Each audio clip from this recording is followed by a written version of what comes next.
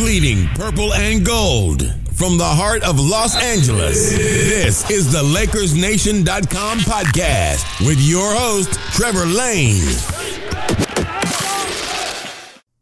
Hey everybody, welcome to today's show. As always, we're powered by CLNS Media and LakersNation.com, your home for everything Lakers. Today's show is brought to you by Robinhood. Head over to Lakers.Robinhood.com to get free stock. I'm going to be talking more about that a little bit later in the show, but trust me guys, you are going to want to check it out. Lakers.Robinhood.com, get free stock. So, things in the world of the Los Angeles Lakers are, well, not going so well. Lonzo Ball is going to be out for quite a while. We're going to talk a little bit about that. We're also going to talk quite a bit about the NBA trade deadline. And joining me today is Yahoo Sports and Real GM and Celtics blog. He's all over the place. Keith Smith. Keith, thanks so much for hopping on here with me. Absolutely. Thanks for having me. So, Keith, I guess first we'll get the painful part out of the way for us Lakers fans. We'll talk about what's going on with Lonzo Ball. Of course, he gets hurt the other night against the Houston Rockets. It was as soon as he did it, as soon as he turned his ankle there, it looked bad. It was not a good one, and you could tell that. And now we're hearing that it's a grade 3 sprain. The Lakers say he's going to be out 4 to 6 weeks. I think personally it's going to be a bit longer than that, even just because they've been so cautious with him historically, and he hasn't been a super fast healer. So I think it's going to be quite a while since we've seen Lonzo Ball. And so one thing I wanted to touch upon real quick was I've seen some people mentioning that maybe the Lakers could get a disabled player exception. So can you fill us in on how that would work and actually why that can't work? Yeah, for sure. Well, the number one reason it can't work is Lonzo Ball is not going to be ruled out for the season. They're saying 4 to 6 weeks, which, that is a while, but that should have him back here middle of, March at the worst, I guess, if you're looking at it, from a pessimistic point of view. So in order to qualify for the disabled player exception, you have to petition the NBA. The NBA puts the case in front of what they call the fitness to play panel, and then they determine if it is substantially more likely than not that the player will not return this season. If that's the decision that they make, then you are eligible for the disabled player exception, and then the NBA will grant it. The other challenge is we're past the deadline to apply for that. That was, about a week and a half or so ago that teams had to put in for a disabled player exception. So combine the two, they're not getting one. This is going to be one of those where it's kind of suffer through it and figure it out and make it work. Now, I will say there's another thing that often gets confused. We saw this with the Denver Nuggets earlier this year. The Nuggets had, at one point, I think they had 6 or 7 guys injured that were out. And when you have 4 or more players out for what is going to be at least 2 weeks, the NBA can grant you an additional roster spot. That's the hardship exception. It's just an additional roster spot, basically, so you can have enough healthy bodies to practice and play games. So that's what happened with the Nuggets. I've already seen a couple people like, hey, how do we get one of those? You really don't want one if you're the Lakers because it means you're even more banged up than you already are. So it's, not something you want to do because they're obviously still down LeBron. They're still down Rondo and now Lonzo Ball, but they don't have any other injuries that I'm aware of unless, somebody else is out that I'm missing. And that is, you got to get to that 4th guy. So it's kind of a, mixed bag. You don't want to be there because you don't want to have that. So it's really just going to be make it work as best you can with the guys you got and, get after this thing. Yeah, unfortunately, the Lakers can't qualify for that disabled player exception. You look at their roster. Obviously, it's a full roster. They have all 15 slots filled plus the two-way contracts. But interesting that you bring up the fact that they've got 3 guys out hurt right now. We've got Rondo and LeBron and Lonzo, which of course, just being the luck that the Lakers have had over the recent years, those are the guys that you can't miss. And you look at at who's been hurt, who's been out for the Lakers recently. It's been JaVale McGee, it's been Kyle Kuzma, it's been Rondo, it's been LeBron, it's been Lonzo, all of these guys that absolutely can't get hurt. And you look at the playoff race in the West, and I was thinking this a month, 6 weeks ago before these injuries really started. And I thought, gosh, it's so tight in the Western Conference right now that a few injuries here and there could really swing things. And unfortunately, it looks like the Lakers were the team to get hit by this injury bug. And you just got to hope at this point that they can kind of somehow hang in there and at least make the playoffs in the Western Conference, because I think that's even in doubt at this point. Yeah, absolutely. That's that's one of the things that I've been saying for really, it feels like almost since the beginning of the season. As you mentioned, it's right now. I looked at it this morning from 3 through 10 is only 3.5 games separating those, 8 teams. Mm-hmm. So that is really, that's just crazy. There's been very little separation, created in the West. Golden State and Denver have pulled away a bit at the top, and then at the bottom we're starting to see, I think, some of the teams we expected are starting to fall out of things here. But really, it's one of those things where two things in the West was what I've held to was you win 3 or 4 games in a row, lose 3 or 4 games in a row, and you might change, 6 spots in the standings. And it's going to be, unfortunately, as it is whenever you're in these tight playoff races, a big injury or two is going to swing things and really, cause a team to either fall out or some other team's going to take advantage and move up. So that's the tough thing right now. And as you said, those are the 3 guys who are out, Ball, James, and Rondo. They're really the 3 best point guards on the roster. Right. And that, and that's arguably still the most important position in basketball. So, it is a bummer. And one of the things I looked up, because I was, I'm not a doctor and I don't really play one on TV.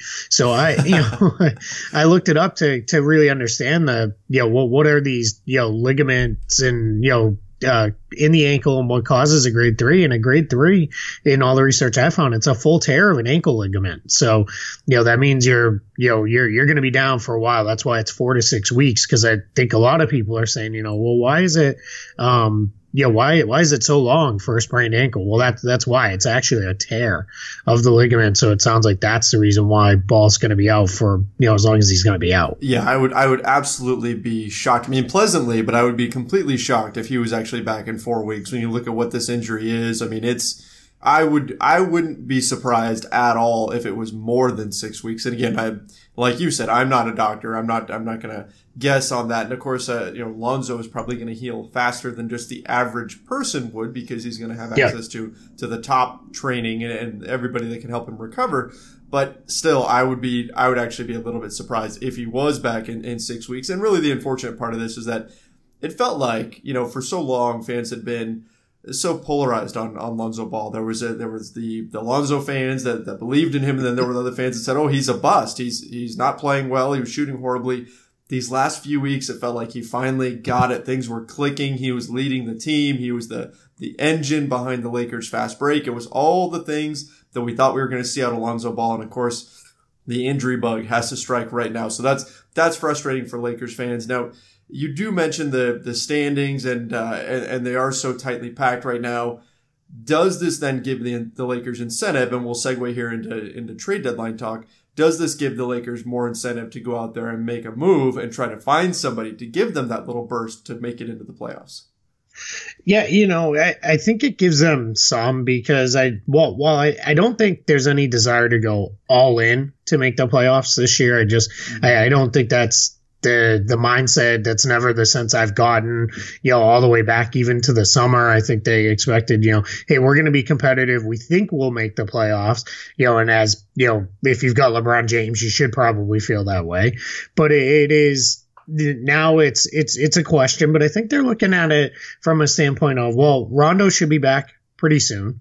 James should be back pretty soon. Sounds like we're less than 2 weeks on both of those guys, hopefully. Yeah, it could be any day really at this point. Yeah, really. Yeah, I think it's I think 2 weeks is the extreme far end before we'd see either one of them. So I don't think you want to overreact too much, because then you've got now you've got your 2 ball handlers back that you really need, and Lance Stevenson can pitch in. But one thing it may cause them to do is look at, All right, well, we've got Alex Caruso on a two-way. He can come up and, help a little. I would expect that. I know they're playing later today, as we're recording this on Monday. Right. I think they're playing the Warriors tonight, right? Yes. So, yeah.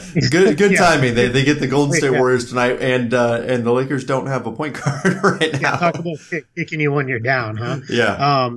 So I would expect Caruso to be active for that game and, available to help out with the ball handling a little bit. But I think there's a chance maybe they use one of those contracts of a guy who's, kind of in and around the fringes of the rotation, maybe a Michael Beasley kind of guy, or, it's tough because maybe I think a lot of these, Lance Stevenson. Guys, right? Okay. Yeah, so somebody, one of those guys who's there, but those guys are all kind of playing, so it's a little hard. But I do think they're probably going to want to get another point guard in there, because Rondo at this point, with his own injury history and the fact that it's just you don't want to be having to say, okay, Rondo, go play 40 minutes a night, and we'll call together the other 8 to 10 minutes behind you. I wouldn't be surprised if they swing a move to get a point guard. Now, the question is who, right? That's what you're going to have to look at and say, like, who is it? Because they're obviously not going to take on anybody with money that's owed beyond this year. They're going to want somebody expiring and then, figure it out. And then the other option, and I know I'm going a little long here, so I'll shut up in a second. But the other no, you're good, Keith. This is good stuff. The other option is, maybe they look at, just flat waiving somebody and going out to, kind of the free agent scrap heap and bringing a guy in on a 10-day or two and, saying, hey, let's try one of those guys out, because it's whatever the Lakers do, it's not going to involve taking on money for next year, because it's just not going to be that superstar guy who's going to change their free agent plans. It's going to be very much a Band-Aid to get through these next, month and a half.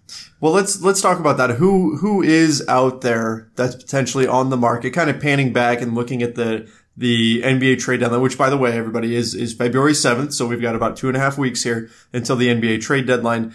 Who do you see as being out there on the market? I know the first name that pops into my head, and I did write up a piece for Lakers Nation all about this, about guys they could target, but the first name that pops into my head is Jeremy Lin with Atlanta. It seems like they'd be motivated to move him, wouldn't they?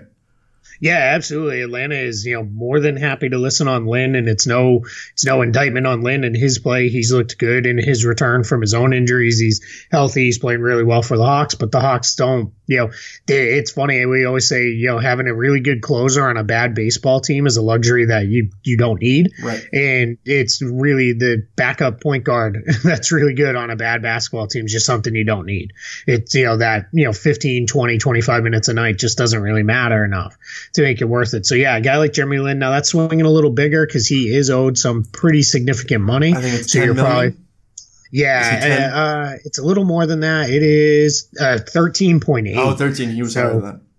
Yeah, so you're looking at that point. That's probably a Kentavious Caldwell-Pope would have to go out in that situation. So that's, maybe, right? That I could see something there if the Lakers threw in maybe a second round pick or something like that to, sweeten the deal for Atlanta. Because Atlanta, the challenge is it's not that Lin is necessarily worth that, but Atlanta has other suitors. So the Lakers are going to have to beat them. The other names that kind of jump out at me, and it's, people are going to listen to this and be like, oh, great. these guys are all great. Well, you're not getting somebody great, right? This is a stopgap, folks. This is just somebody to fill in for a little bit. This is the substitute. This isn't, you're not going to go, home run swing here and land some super. It's not going to be Damian Lillard or anybody like that. No, exactly. Yeah. It's not going to be Damian Lillard. You're not going out there and getting, anybody, super big name. So I'm looking at guys like Shelvin Mack or, Raymond Felton, Devin Harris, Trey Burke, Jose Calderon. Those are the kind of guys you're really kind of looking at, that they're veterans who know what they're doing. You can come in, you can plug them in for, if Rondo takes a little while longer, for into the starting role and get by and be just fine. And then when it's Rondo and whoever, the guy you acquire behind him, you're going to be okay with those guys. Just again, the key thing is they're all expiring contracts. So they're, no harm, going forward into next season. That's going to be the kind of guys you're looking at is, those kind of guys, or maybe even a Tim Frazier or Devin Harris, if the Mavs or the Pelicans are like, all right, yeah, you know what, we're done, well, let's move on. So that's really where you're looking. Maybe you get one of those guys and you say, all right, let's go and figure this out for the next month or so, and hopefully we can stay close enough that it doesn't matter, and then we've got that little extra depth for the rest of the season. We're going to take a quick break to talk about Robinhood, which is an investing app that lets you buy and sell stocks, ETFs, options, and cryptos, all commission free. I'm so excited about this one. I use this app every single day. Robinhood makes investing so easy. I absolutely love them. They strive to make financial services work for everyone, not just the wealthy. It's a non-intimidating way for stock market newcomers to invest for the first time with true confidence. It's simple and intuitive. They have a clear design with data presented in an easy to digest way. And that was huge for me, really, because I was fairly new to stocks when I first started with Robinhood, and it just made the whole process so simple. It took away all of the uncertainty, all of the unknown factors out there where you felt like you were just diving into the deep end with a lot of different companies. Robinhood makes it very, very simple. They're right there with you, helping you. Now, other brokerages will charge up to $10 for every trade. Robinhood doesn't charge commission fees. So you trade stocks and keep all of your profits. It's super easy to use. They give you charts and market data. All you have to do to place a trade is just 4 taps on your smartphone, and that's it, and you're good. The Robinhood web platform also lets you view stock collections like the 100 most popular sectors like entertainment, social media, and curated categories like female CEOs and analyst ratings of buy, hold, or sell for every single stock. You learn how to invest as you build your portfolio. You can discover new stocks and track your favorite companies with your personalized news feed. And they give you custom notifications for price movements so you never miss the right moment to invest. I love this. They pop up on my phone, tell me when something's down, when something's up. It's great. Robinhood is giving my listeners a free stock. That's right, free stock like Apple, Ford, or Sprint to help build your portfolio. Sign up at lakers.robinhood.com. Again, that's lakers.robinhood.com. Get your free stock. Guys, you will not regret it. Go check it out, lakers.robinhood.com.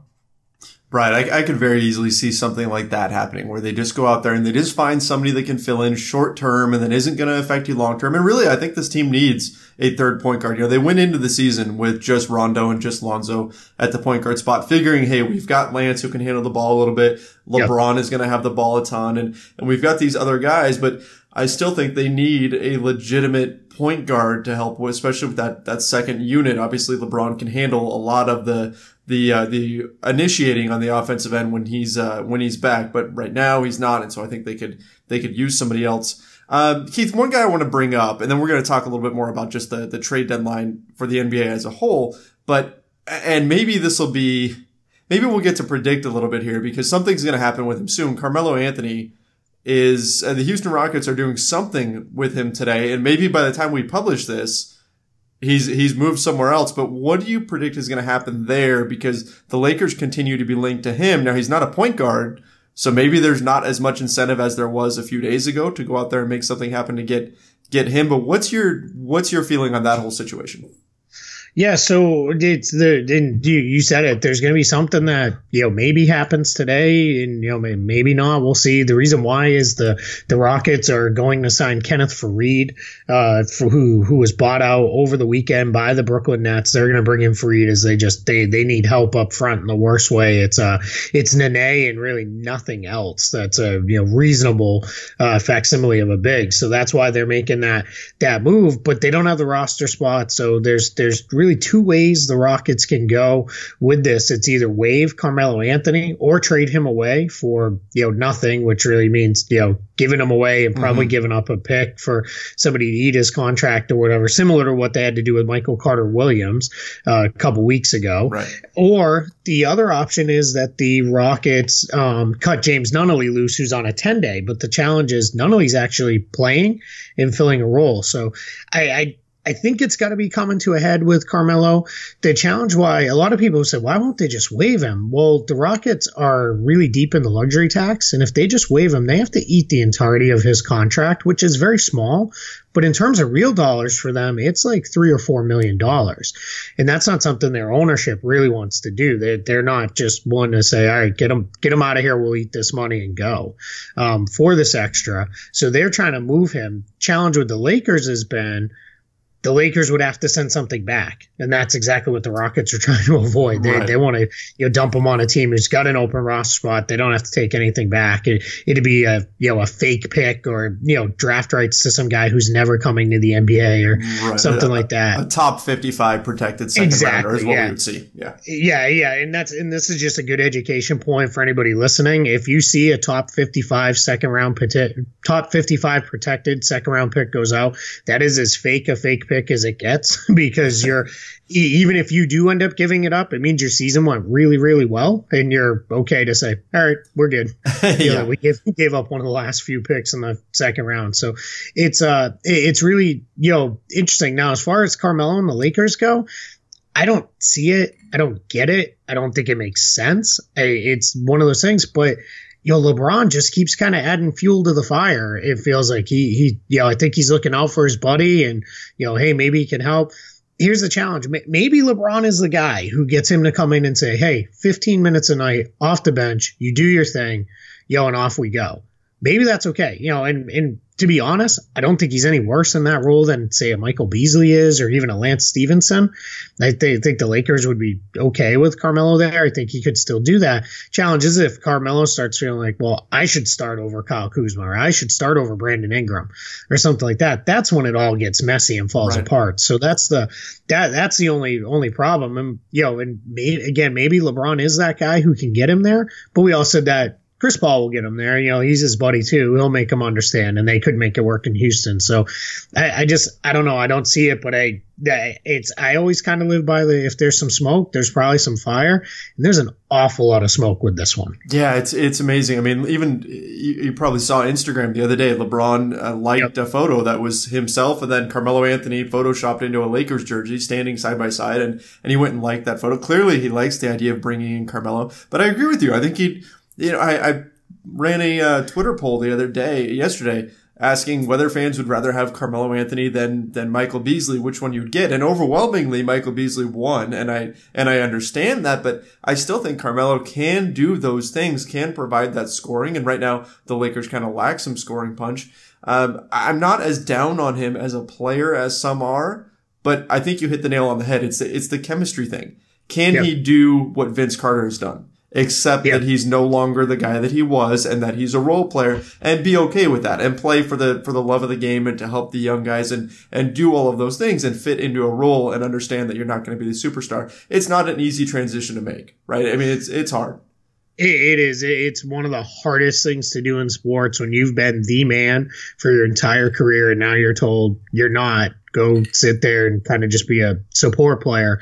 That's just not. It's so hard for these guys to adjust to that. It's one of those things where it's unfortunate, but you talk to a lot of retired players, and a lot of them will tell you is, I couldn't adjust, and I ended up out of the league 2, 3, 4, 5 years even earlier than I probably could have been, because I wouldn't make that adjustment. Now, we've seen Vince Carter, he's in year 20 or whatever it is. He's 41 years old. It's insane. Who would have thought, I'm sorry to cut you off, but who would have ever thought that Vince Carter, of all people, the guy who just has springs in his legs and is flying through the air, that's the guy that's playing till 41. I never, ever in a million years would have guessed that he'd still be out there at 41. No, absolutely. And especially with the way it ended in Toronto, where it ended so ugly, and he was one of those, he got that label of being selfish and only caring about himself and all that. Now here he is. He's one of those vets that every team's like, man, I want a guy like Vince, to be around here and helping the kids. And the funny thing is, when he gets his rare opportunity to play, he's usually fairly productive. It's not for more than 5-10 minutes, but he goes out there and helps, and that's the thing. So he's hung on here for probably an additional 3 years already that he probably shouldn't have. And now you're looking at it as Vince is is he still got another 2 or 3 years in, right? Because he made that transition. If Carmelo can't do that, then if you're another team, the last thing you want is a guy, especially if you're a team like the Lakers, who, let's just say things continue to kind of go as they are and they miss the playoffs. Well, at least you're in the fight all year, and your young guys got really good experience of being in the fight. The last thing you want is a guy like Carmelo coming in and kind of getting in everybody's ear and saying like, hey, I should be in there over Kuzma. We would have won that game. And then does he start to, the JaVale McGee's and the Rondos and the Stevensons, do they start to say, yeah, man, we need the vet on the floor, not these kids, or something like that. And that's the last thing you need at this point if you're the Lakers. So it's really one of those where if you are convinced that he will come in and he will say, I'm good, I can play the role Beasley's playing and probably be an upgrade on what he's giving you, then take the shot. It's going to cost you nothing. But if it comes in and it goes bad, I would make sure you can immediately move away and say, I'm done. And that probably, unfortunately, I know we all pick on it and say LeBron's the GM or whatever team he's on, but that's a guy you got to get to say like, hey, if we sense this is not working out, we're moving on from it immediately and getting on to something different. And he has to be bought into that. Right. Yeah. I mean, and you've got to be 100% convinced that he is bought into the team concept and all that. So there's a lot of things that would have to happen. I mean, he would have to somehow prove that he is willing to take on that kind of a role. And I don't know if he's willing to do that, but it's going to be interesting nonetheless to see what ends up happening with Melo here as the Rockets have to come to some sort of resolution with him and his deal. Keith, let's talk about the trade deadline as a whole. This is again coming up. We've got about 2.5 weeks.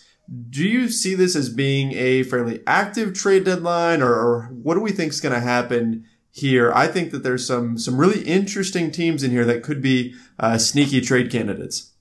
Yeah, man, Trevor, you hit on the $1 million question. It's this is what I have been asking I think anybody who's involved in the kind of the side of the game around roster building and all that, like I am. This is a question we're all asking everybody. Is hey, well, what are we going to see? Is this going to be a busy deadline? Is this not going to be a busy deadline? And the answer, unfortunately, we're getting back is I don't know.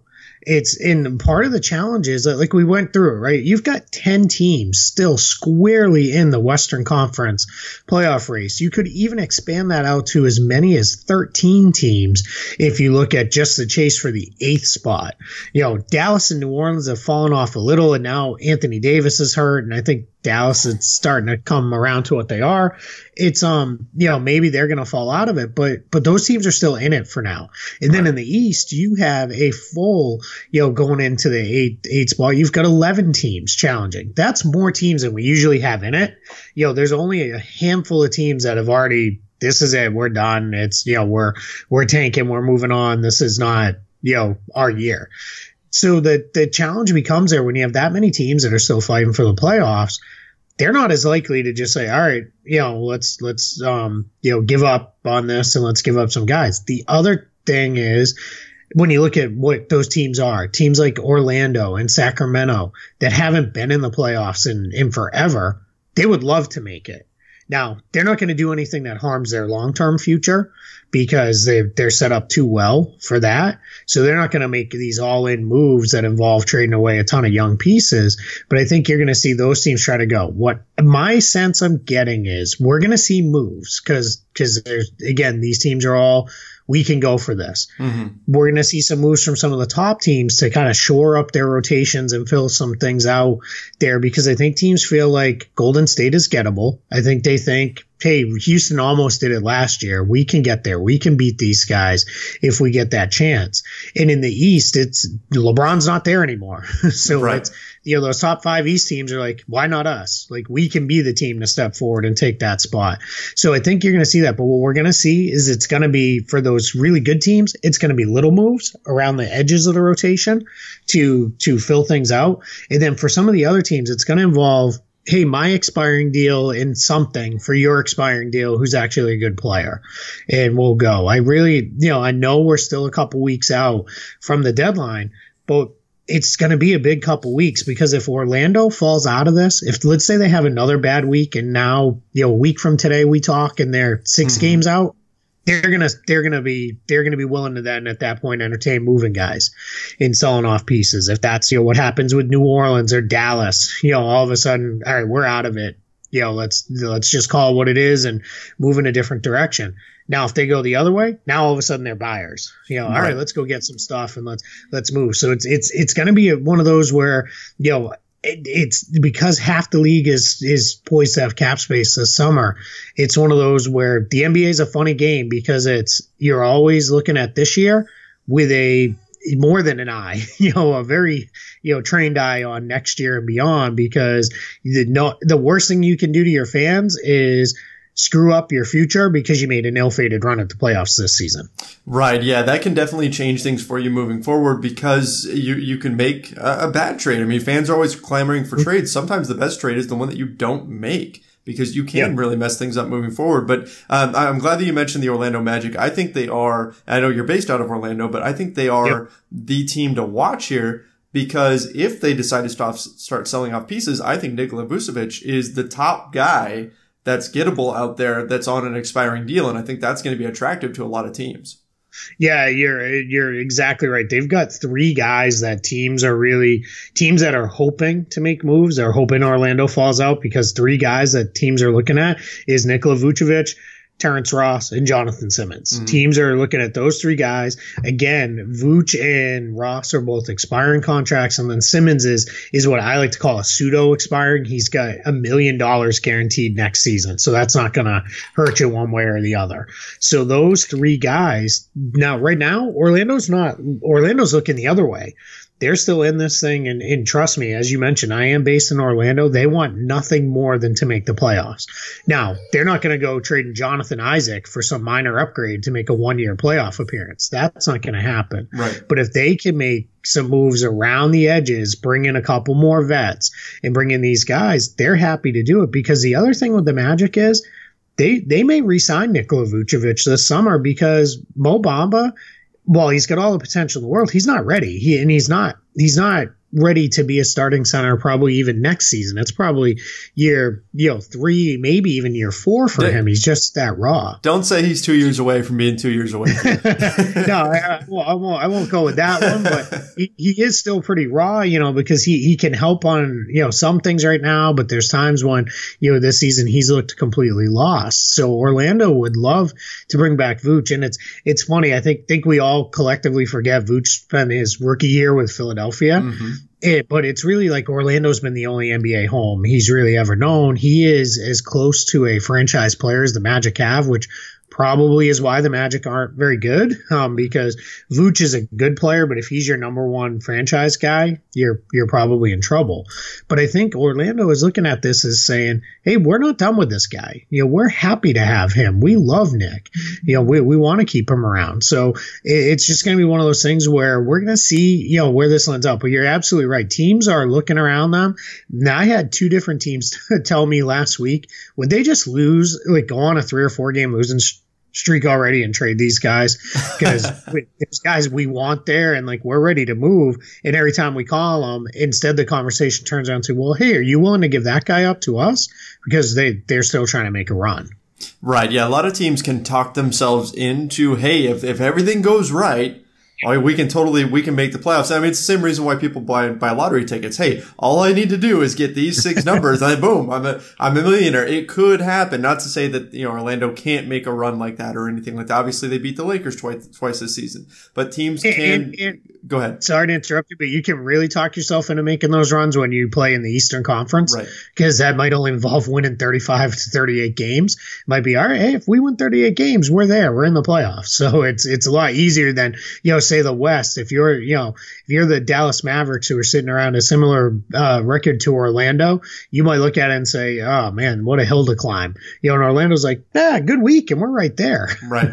Yeah, that's all it takes, really, because the East is so wide open, and it doesn't, I don't want to dive into the whole, should it just be a straight top 16 teams make the playoffs and get rid of conferences or whatever. But yeah, there's going to be, most likely, there's going to be better teams in the West that don't make the playoffs and weaker teams in the East that do, just based on the way the conferences are aligned and the quality of those teams and everything.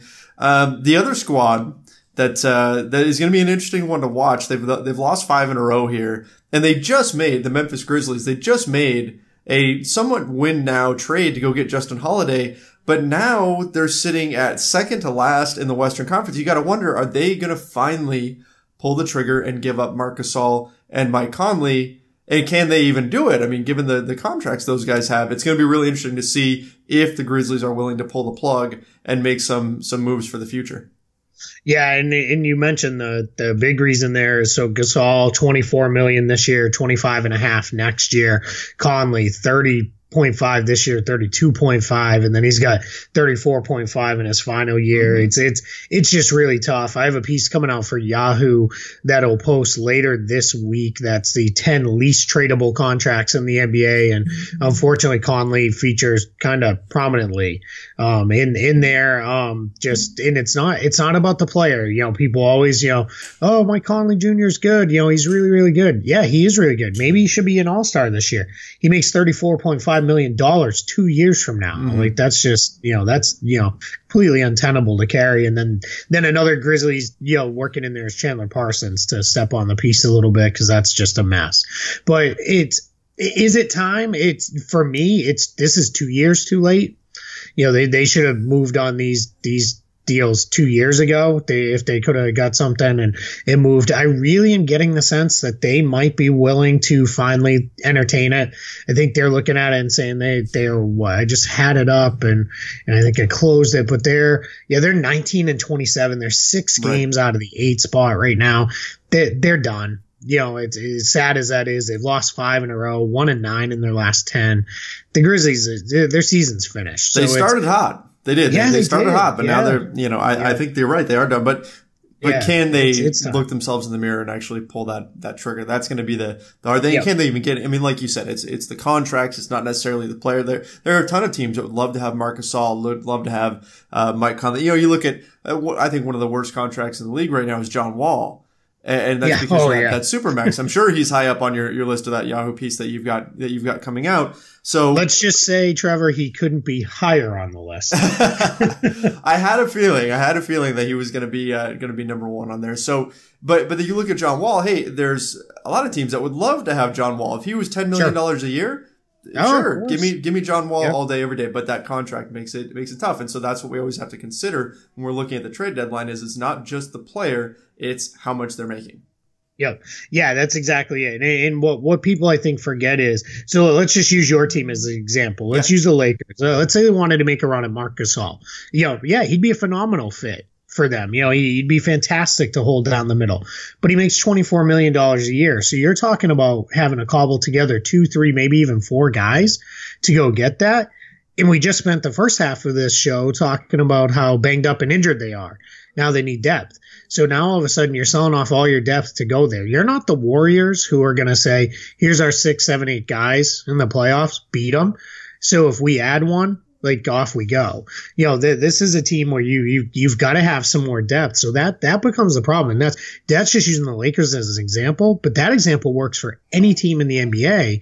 Whenever a guy makes 20 plus million, you're probably going to have to put together somewhere in the range of 2 or 3 contracts to make that trade. That's why those trades always happen in the summertime, around the NBA draft, when it's much easier to do that. Because the last thing you want to do to your coach is, hey, coach, just traded for Marc Gasol. Oh, that's great. We got Marc Gasol. What do we give up? Well, I gave up 1 starter and 4 bench players. All of a sudden, the coach is like, what am I supposed to do with this? Right. Like, now, I mean, that's cool. I get this guy, but I don't have anybody else behind him. So that becomes the problem. That's where that's always goes back to, you got to keep that thought in the back of your head, because as much as everybody loves, guys like Marc Gasol, it's going to cost you to get there, not necessarily in terms of what you give up, just in terms of depth. Yeah, absolutely. There's so many different factors to take a look at. I mean, plus having to throw guys in and make them learn the system, in the middle of the season, that's not easy. Chemistry issues, all of that can make things tough. I still think, though, it's going to be an interesting trade deadline. I think somebody's going to surprise us. I think somebody's going to either talk themselves into being a playoff team and make a big swing that they may end up missing on, or that somebody's going to go the other way and somebody that we think is almost in it is going to pull the plug. Yeah, I think you're right. I think, we'll see that. One thing I always do try to remind people too is NBA teams have gotten really smarter over the last, I'll say about 5 years, where if they're interested in a player, they don't wait until the trade deadline. It used to be you kind of waited and waited and waited. Mm-hmm. Look at what Philadelphia did with Jimmy Butler. Now, Butler hit a spot where he had to go, but what they did was they jumped on it then and said, you know what, let's make this happen. Let's give ourselves enough time, because they knew there was going to be bumps in incorporating Butler, and we're going to hit a little bit of a rocky road with this, but let's give ourselves enough time to figure this out and get to a good place. You saw that with Trevor Ariza. The Phoenix Suns moved quickly to make that trade, and in Washington, now they've kind of climbed back in it. So maybe, that'll be the right thing for them down the line. But I always look at it as, because let's say nothing really happens, we're all going to sit around on that Thursday and, refresh Twitter 5 million times and, be ready to go. And then waiting for the Woj bombs. Yeah. And then it's going to be something like Lakers acquire Shelvin Mack for a 2nd round pick. And it's going to be like, great. This is fireworks. I spent my whole day on this. And then I want to remind people like, yeah, but we already saw Jimmy Butler get traded, and we saw all these things happen already this season. Build it into one thing. But hey, I'm with you. I'm there too, fans. I get sit there and I'm like, oh, what's happening? What's going on with this? And and then nothing happens, and I feel like I wasted my day. So I get it. Well, I mean, hey, we did have that 1 year. Gosh, what was it? 3-4 years ago, where Woj just gave up and tweeted, "Good Lord," because yes. There's that damn burst, and there was just this deluge of trades happening. So you never know. In the last hour. Yes, all within the last hour. Like, he couldn't keep up with all of it. So yep. you never know what's going to happen. Just to drill down real quick into the Lakers side of it, I think the challenge for them is that they're really trying to accomplish 3 things at one time. And that's that they're trying to preserve cap space for next summer, so they can go after KD, they can go after Kawhi, they can go after all those guys. They're trying to win right now and make the playoffs. And they're trying to maintain enough tradable assets to potentially put together a package for Anthony Davis. And trying to do all 3 of those things at once is extremely difficult. And I think that could be somewhat paralyzing, to the point where the only real option for them is to do kind of a small move. So I'm not expecting a big move out of them, but Magic Johnson and Rob Pelinka have made deals at the last 2 trade deadlines. So if history is our guide, I think they do something, but I'm not expecting the big splash this year. Yeah, that's exactly where I am. I would be stunned if any of the, let's call it primaries in a potential Anthony Davis trade. So Ball, Ingram, Hart, Kuzma, if any of them were dealt this year, I would be completely stunned. That would just blow me away. It's not anything I'm expecting to see, from the Lakers. I think it's going to be, we've been talking about this. It feels like all the way since last summer, about how they pivoted after they didn't get that second star and said, all right, bunch of guys to tradable contracts that only last a year. And they did that for a reason. And now we're going to start to see that come to fruition here, where it's, Beasley, Stevenson, it's not going to be Rondo now because now they need him. Right. But those were the guys. And then if they can work the right deal, and Kentavious Caldwell-Pope has to go somewhere and waive that no trade clause, all right, then off we go. Maybe they can figure that out. So that's the thing, as I look at it with the Lakers. I'm with you. They're going to do something. I just wouldn't hold my breath waiting on a blockbuster, because I think they're trying to set up for their blockbuster is going to come over the summer. That's what they're shooting for more. Now it's exactly what you said. It's make a small move to keep us in this race, but let's not do anything to hurt our flexibility going forward. Right. And I mean, Magic Johnson set this up last summer. He said, this year we're back. Next year we're back. We know this is very much a 2-year plan here, and that they're probably going to make their big move during the summer and not right now. Of course, now that I said that, they're going to go swing for the fences and bring in somebody. But anyway, Keith, I think we covered a ton of stuff here on the trade deadline, on Lonzo, on Carmelo Anthony, and everything else. And I just want to say thank you, man, for coming on here and joining me. Really, really appreciate it. Yeah, of course. And one thing I will say, if recent sports history tells us anything, it'll be Celtics Lakers come June, because I think Boston and LA are now destined to compete for titles here. Red Sox, Dodgers, Patriots, Rams. It's and I know all your listeners and a large chunk of my following, we'd be just fine with that. I think the rest of the NBA would be like, again with this, but right. but hey, if it's that way every June, hey, we're happy, right? Oh, yeah. We'll take it. Absolutely. Let's keep the rivalry going. Let's keep this thing rolling, and we'll roll it across all different sports. Hey, let's even get the Galaxy or LAFC against the Revolution in there. So you never know. All right, Keith, can you tell everybody where you can find your work, and then of course you already mentioned you've got your piece coming up on the least tradable contracts. Yeah, for sure. You can find most of my written work now at yahoo.com. One of the things that it went out last week was the 10 most tradable contracts. And a lot of people were like, this is a stupid list. These guys would never get traded. Well, yeah, they wouldn't, but it's more of these are how great these contracts are. Right. So you can check that out. The companion piece, the 10 least tradable contracts, that'll go up later this week. Look for more trade deadline preview stuff, buyers and sellers for each conference. We're going to kind of go in depth on those. And then coming out of that, it'll be, really, that's when I start to, obviously I'm still watching and, getting excited for the playoffs, but I start to turn my eyes towards the off season and the off season planning. So we've got some cool stuff in the works for that. Over at Real GM, I put out an updated cap space preview, going for projected cap space for all 30 teams. There will be an update for that following the trade deadline, that will come out. So you can definitely check that out. And then if you're interested, probably most of your listeners aren't, but if you're interested in some Celtics specific coverage, everything over at Celtics blog over there from me. But beyond that, it's always fun to join you guys. I love the show, and I'm happy to be on whenever you need me. Well, thanks, Keith. Yeah, let's do this again real soon. Always appreciate you coming on here and chatting, man. Yeah, absolutely. And, it's I know this is going to go up a little later today, but this is one of the more fun days of basketball on the calendar. You got hoops all day long here on the Martin Luther King holiday. It's, I really look forward to this day every year, and glad I've, going to settle in here. It's only 30 degrees here in Orlando today. So I'm definitely staying in the house all day long and watching basketball. Hey, to be honest with you, if it was 75 degrees, that's what I was going to do anyway. But now I have an excuse. Exactly. Not a bad way to spend your day. That's what I'm hoping to do as well. So yeah, I'm going to get this edited and send it out there. So hopefully this gets out before something happens with Carmelo Anthony, since we just talked about it. Absolutely. Right. All right, guys. And hey, make sure you go follow Keith on Twitter at Keith Smith NBA. Don't forget to head over to LakersNation.com, your home for everything Lakers. Go download the Robinhood app. Go check out Lakers.Robinhood.com. Get free stock. Go check that out. I'm a huge supporter of them. And guys, don't forget to check out the Lakers Nation YouTube channel.